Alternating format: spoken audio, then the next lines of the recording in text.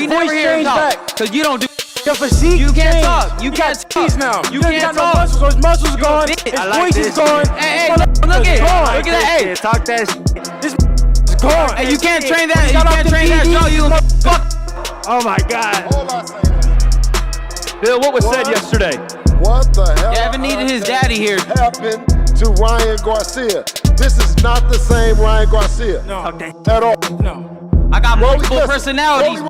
Listen, everyone I tune got in. multiple Make personalities. This is going to be And a you don't great want to fight. see the crazy one. Wait, You want to see the crazy personality. Wait, listen. Anyways, we did been doing some research for Mario. He fought Keith Thurman with 10-ounce gloves. We don't want that. We want 8-ounce. Keith Thurman, he fought him with 10-ounce gloves. We want 8-ounce. We want to know what decision you're gonna make. Are you gonna do 8-ounce or 10-ounce? I want it 8. I want to go at it straight up. Oh, 8? We want the danger. It's already determined. We already got our 8 ounces. Okay, so we're doing 8. Are you Let's kidding? go. Let's go. Let's go. Okay, well, I don't know who we're going to, but we're doing 8-ounce. That's how we get it. Oh, no, 8. 8-ounce, 10-ounce. He picked 8. We're not even going to give it to him. You know what? You already made your decision. All right. Oh! That's just it. Devin Haney's surprise appearance at the press event instantly changed the tone, turning a standard promotional setting into a tense situation. And your son is some bitch. You the biggest bitch out of all of them. You a big. That's why you was a big, right? You a little. You a bitch. Oh, it's coming back. It's coming back. Get him. I love it. Bill brings it out of me though. That must be a fraction of Ryan Garcia that we saw. Okay, hey, I don't give a what you say, Bill. A whole bit of it.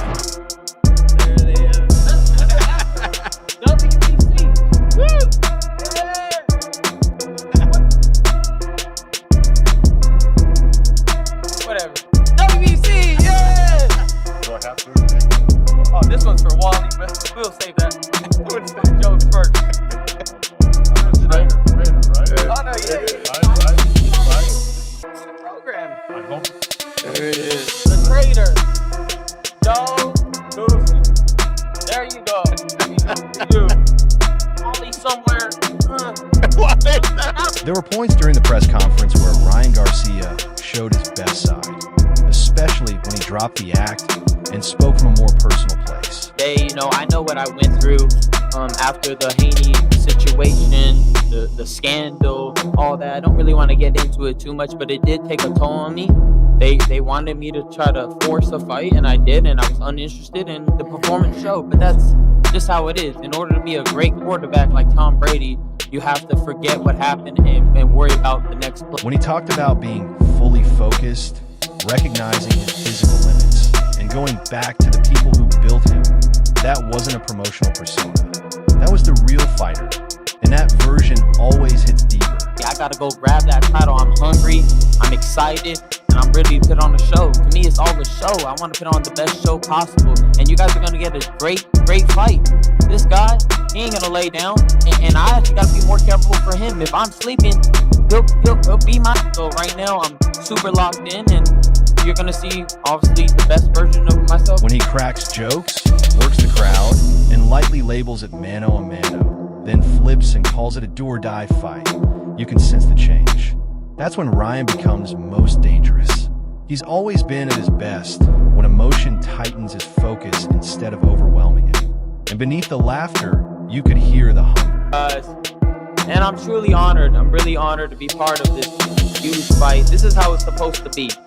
I didn't like it last time around. There's a lot of other people on the stage. This is one-on-one, mano-a-mano. This is how it's supposed to be done. One main event. You're 27 years old, and coming off that recent loss.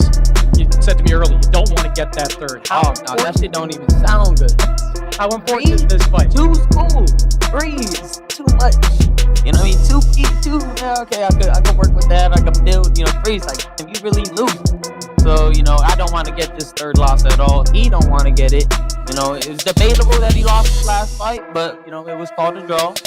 But, at the end of the day, I think we don't want to lose. And we're both at this moment, so that's why I think this is going to be a very sleep. The mood changes completely once Mario Barrios enters the picture. He doesn't chase moments, he endures them. That calm, almost indifferent delivery carries a steady confidence.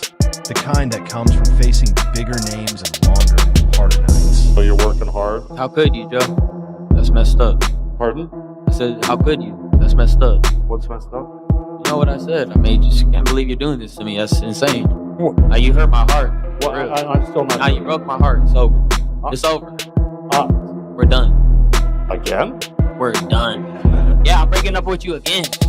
Now, how did I do? When Joe Goosen says Barrios will give 120% while Ryan gives 100, it isn't talk for headlines. It's a signal about pace, late rounds, and where. The tension spikes when Ryan brings up loyalty, former camps, and old scars, because now this goes beyond ability. It becomes memory versus momentum. So the 147-pound weight class is serious business, and like I said before, watching Ryan right now, puts a smile on my face, because I think we're gonna see the old Ryan that we've seen in the ring, who is determined, who is strong, who wants to go out there and just. You have Haney Garcia framing this as a father-son calling, Goosen approaching it like strict business, and Barrios calmly reminding everyone that he keeps getting back up, no matter how rough it gets. The glove talk, the mentions of cuts, the jokes, the uneasy laughter, all of it points to one reality. This won't be a clean, tactical chess match. It's going to be gritty, physical, and emotional. Ryan shines when belief and urgency take over. Barrios thrives when fights become uncomfortable. And when those strengths clash, the press conference stops feeling like a show and starts feeling like a warning. Yes, of course. And is he deserving? No, absolutely not. We all know that. We know that. He knows that. You can't go off of losses and go right into world title fights. It's laughable. But when you're a superstar, and Ryan is that, he's a global star, you can do that. Manny Pacquiao comes out of retirement, 5 years, steps right into a world title fight. Okay, is it right? No. Does he deserve it? No. But does it happen? Yes. And does it work? Yes. And is this going to work? Yes. So The atmosphere settles once the scene shifts from the stage chaos to a more candid studio discussion with Chris Algieri. The noise dies down, and the uncomfortable reality takes center stage. Algieri doesn't frame this as a merit-based situation at all. He flatly says Ryan Garcia isn't deserving of a title shot after a loss, then brushes it off with a reality check. This is boxing. Star power skips the line. And he's being honest. People can argue about fairness nonstop, but when Ryan Garcia enters the picture, attention follows, seats fill, and the rules quietly adjust. What makes Algieri's take stand out is that he doesn't protect Ryan either. He labels him exactly what he is, a wild card, pointing out that one version of Ryan floors Devin Haney in a moment that feels unreal, while another drifts through the Raleigh-Romero fight like his focus never showed up. Patience for the winning here, especially if it's Ryan, are huge. So, but again, Ryan is one of the biggest question marks in the game. Super talented guy, but sometimes does not show up. Raleigh Romero, people were talking about him walking through Rollies like it was nothing, and then he ends up taking a loss, getting dropped, and losing. So, I don't know exactly who's going to win this fight, because that's when it comes to Ryan. Any prediction you make, That really sums up the fight. It's not just Ryan Garcia versus Mario Barrios. It's Ryan against his own consistency. When Chris Algieri talks about Barrios, there's no hype attached, only realism. He describes him as simple, sturdy, and durable, and that's exactly why he's a problem. Straightforward fighters don't self-destruct. They wait, stay patient, and let you choose your mistakes. Algieri spells it out clearly. If Ryan isn't sharp, simplicity can embarrass brilliance. But then he flips the script, because if Ryan finds that left hook the way he did against Haney, the night could end fast, clean, and sudden. That tension is the draw. It's why people are locked in, even while admitting the matchup doesn't fully make sense on paper. Algieri keeps coming back to the same caution. Ryan is unpredictable, because even Ryan doesn't always know which version will show up on fight night. That's not disrespect. It's the most honest breakdown you'll hear. This fight isn't about rankings, titles, or storylines. It's about whether chaos finally learns control or discipline patiently survives chaos under the lights. I just think Ryan's a liability. You just don't know what to expect. And I feel like in a game where you have to be consistent, Barrios is consistent. and consistency beats anything else, you know. But I think I like to do Rolly and May. Rolly and May at the O2 Arena. Definitely fight. I think so. I think so's at the O2 Arena in. The shift from Algieri's studio breakdown to Conor Benn's street-level honesty feels seamless. Ben doesn't dissect Ryan Garcia like an analyst. He reacts like a fighter who's faced chaos and knows the cost. When he says he leans toward Barrios because Ryan can be unreliable, it's not disrespect, it's an assessment. He's not doubting Ryan's skill. He's pointing out his inconsistency, a far colder critique in boxing. Ben is straightforward.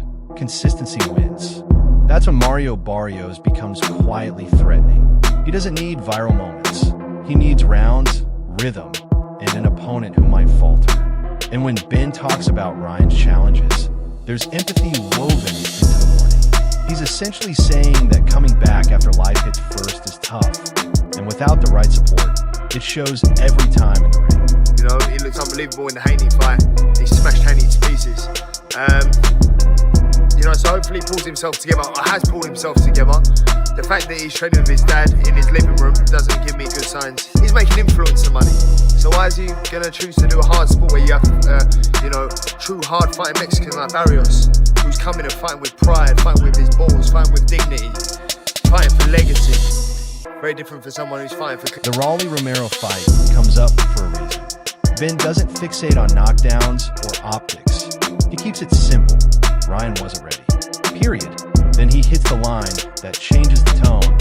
Training with your dad in the living room doesn't build confidence at this level. Not that fathers can't coach, but accountability shifts when comfort sets in. Ben paints Barrios as the opposite, a fighter fueled by pride, legacy, and work that doesn't chase trends. The contrast between fighting for clicks and fighting for purpose lands because it's real, not theatrical.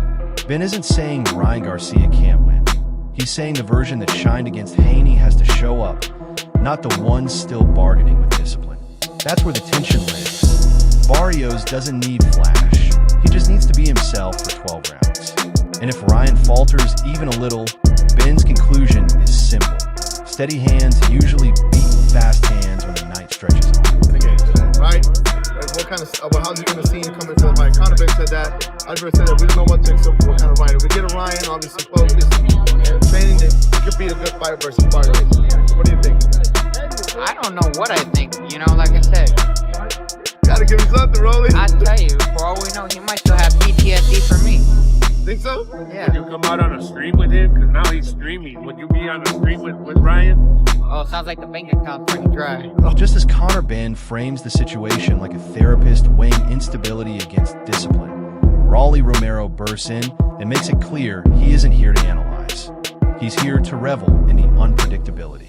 That's classic Raleigh. He doesn't claim to know which version of Ryan Garcia will show up. He leans into the fact that nobody does. When he shrugs and asks, "Were you guys expecting?" It isn't a dodge. It's him pointing to the chaos and saying, "This is the fight." And when he jokes that Ryan might still have PTSD from him, it's Raleigh mixing humor with pressure.